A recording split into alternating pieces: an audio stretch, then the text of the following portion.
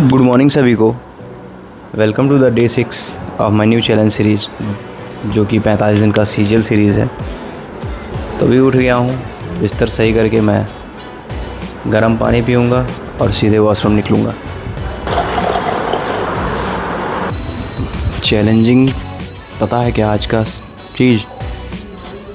आजकल बारिश बहुत हो रही है और रात में नींद नहीं आती, मच्छर काटते हैं। हालांकि मच्छरदानी लगा लेता हूँ, बट एक दो मच्छर अगर घुस जाते हैं उसमें तो बहुत दिक्कत होता है। उसके बावजूद भी सुबह जो है नींद बहुत शानदार आती है। मतलब आपने भी एक्सपीरियंस किया होगा, अगर किया है तो कमेंट सेक्शन में बताइएगा। बट जो मेरा सिनेरियो है वो यही है कि नींद बहुत शानदार आ रही है, तो मैं सुबह जल्दी नहीं उठ पा रहा हूँ। ऐसा कुछ नहीं है कि मैं 5 बजे उठ रहा हूँ, 6 बजे तक फ्रेश होके जो भी करना है दिनचर्या कंप्लीट करके फिर लाइब्रेरी निकल जाना, ऐसा नहीं है। मैं बस काफ़ी दिन बाद अपने कंसिस्टेंसी को मेंटेन करने की कोशिश कर रहा हूँ, और उसी के लिए जब भी मेरा आँख खुलता उठता हूँ और जल्द से जल्द अपना जो भी दिन की प्रक्रिया होती है उसको कंप्लीट करके लाइब्रेरी निकलने की कोशिश करता हूँ। फ़िलहाल तो दूध लाने चल रहा हूँ, तो चलिए दूध लेके आते हैं। अभी जो है 11 बज गया है और दूध लेने जा रहा हूँ। मैं डेली कोशिश कर रहा हूँ कि सुबह जल्दी उठूँ, बट किसी भी रीज़न से मैं नहीं उठ पाता हूँ। या तो रात में मच्छर काट रहा है, या रात में लेट सो रहा हूँ, कभी बारिश हो रही है, कभी कुछ। बट फिर भी एक जो डिसिप्लिन या कंसिस्टेंसी है उसको मेंटेन करने की कोशिश कर रहा हूँ। वीडियो को लेके इतना ज़्यादा पॉजिटिव हो गया हूँ कि पेमेंट भी नहीं किया। दूध ले लिया था और पेमेंट नहीं किया और चला आया। मैं बोला रोहित से बाद में ले लेना यार। ये देखिए, इसको खोद खाद के रख दिए हैं। अब जल्दी यहाँ भी एक घर बन जाएगा। अभी रूम पहुँच गया हूँ।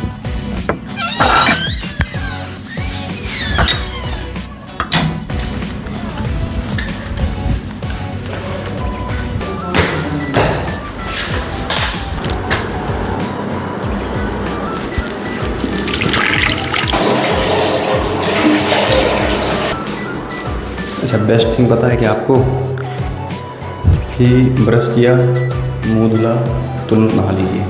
इससे मतलब आप चाहें जब भी उठ रहे हैं, इससे क्या होता है कि फ्रेश फील होता है और जो नींद आती है वो नहीं आती है। और नींद का एक फैक्टर ये भी है कि जब नींद आपका पूरा रहेगा तभी ये सब काम करता, नहीं तो नहीं करता। ठीक है, तो मेरा स्लीप आवर जो है 7 से 8 घंटे है, बट मैं कोशिश कर रहा हूँ कि 6 घंटे में कैसे भी करके उसको कम किया जाए। तो चलिए फिलहाल नहा लेते हैं, फिर आगे की कन्वर्सेशन पूजा करने की बात करेंगे जब ब्रेकफास्ट और लंच तैयार करेंगे।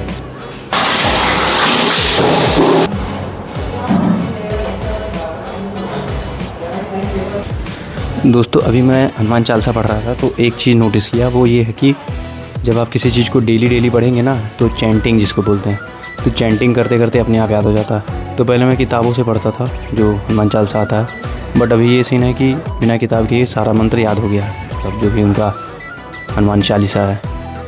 लेकिन उसके अलावा और कोई चालीसा नहीं याद हुआ, क्योंकि बस मैं वही पढ़ता था। तो आप भी किसी चीज़ को अगर पढ़ना चाहते हो तो डेली एक बार पढ़ते रहिए। एक बार बस पढ़िए, अगले दिन फिर पढ़िए, फिर पढ़िए, फिर पढ़िए। एक दिन ऐसा होगा कि याद हो जाएगा। अब पूरी किताब की बात तो नहीं कर रहा हूँ, और ना कि पूरी किताब याद कोई कर पाएगा, लेकिन हाँ ये है जो आपको इम्पोर्टेंट लगता है वो ज़रूर याद करिए। ब्रेकफास्ट नहीं दोस्तों, लेट उठा इसलिए डायरेक्ट लंच ही कर रहा हूँ, और लंच के बाद मैं पैक करके लंच ले जाऊंगा। लंच में मैं डेली दलिया लेके जा रहा हूँ, जो कि काफ़ी ज़्यादा रिच प्रोटीन तो नहीं बोलेंगे क्योंकि बहुत ज़्यादा कैलोरीज दे देता है वो, इसलिए 50 ग्राम लेके जाता हूँ। फ़िलहाल ये मील ख़त्म करके सीधे लाइब्रेरी के लिए निकलता हूँ। तब तक के लिए आप भी कुछ खा आइए। Sometimes things doesn't happen like you want.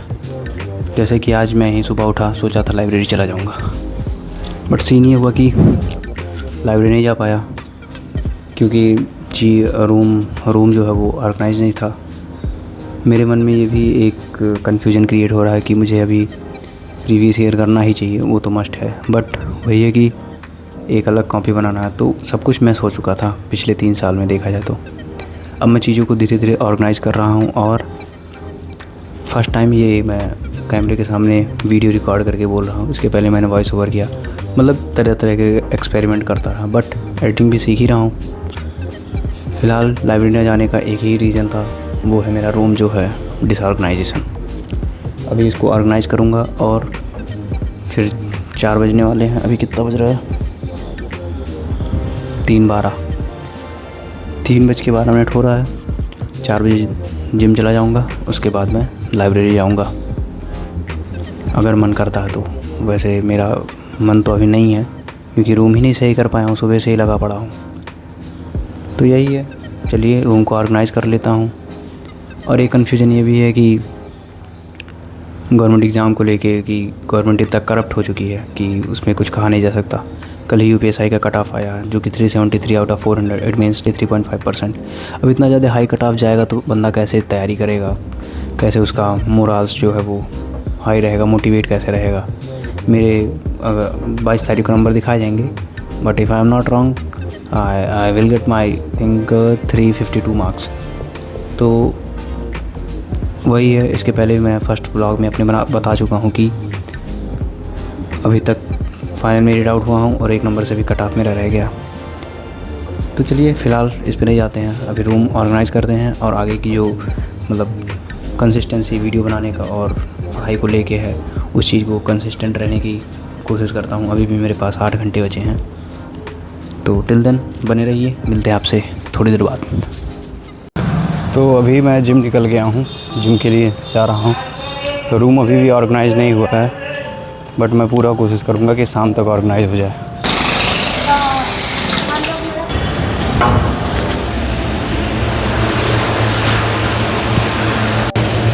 अभी जिम में आ गया हूँ और आज मेरा शोल्डर वर्कआउट है। पीछे जीत सर बैठे हैं, चलिए उनसे पूछते हैं कि अगर कोई बिगिनर है तो उसके लिए कौन सी एक्सरसाइज बेस्ट है शोल्डर ट्रेन करने के लिए।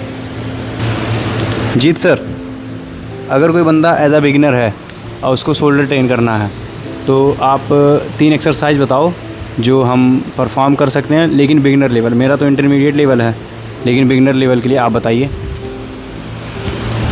अगर कोई बिगिनर शोल्डर ट्रेन करना चाहता है एफिशिएंटली विदाउट इंजरी, अगर वो शोल्डर ट्रेन करना चाहता है एज अ बिगिनर, तो मेनली 3 मूवमेंट बहुत ज़्यादा यूज़ होते हैं, फ्रंट, साइड और रेयर।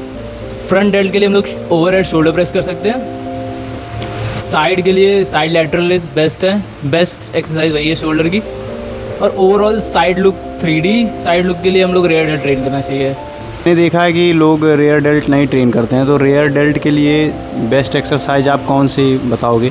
हालांकि मैं तो करता हूँ वही पेक डेक फ्लाई से रिवर्स फ्लाई और डंबल से करता हूँ, लेकिन अगर आप कोई एक सजेशन दो तो बताओ कौन सी बेस्ट एक्सरसाइज रहेगी।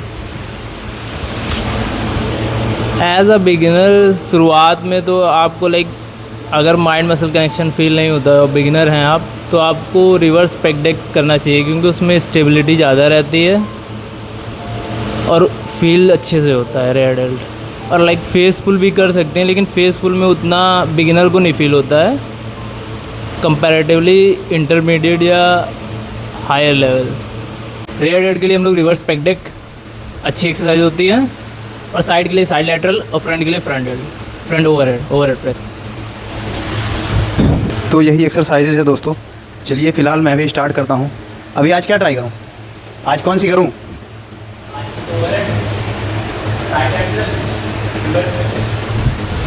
हैवी जाएंगे, आज हैवी जाऊंगा, ईगो लिफ्टिंग नहीं, बट ड्यू टू नीड का सपोर्ट। चलिए शुरू करते हैं एक्सरसाइज।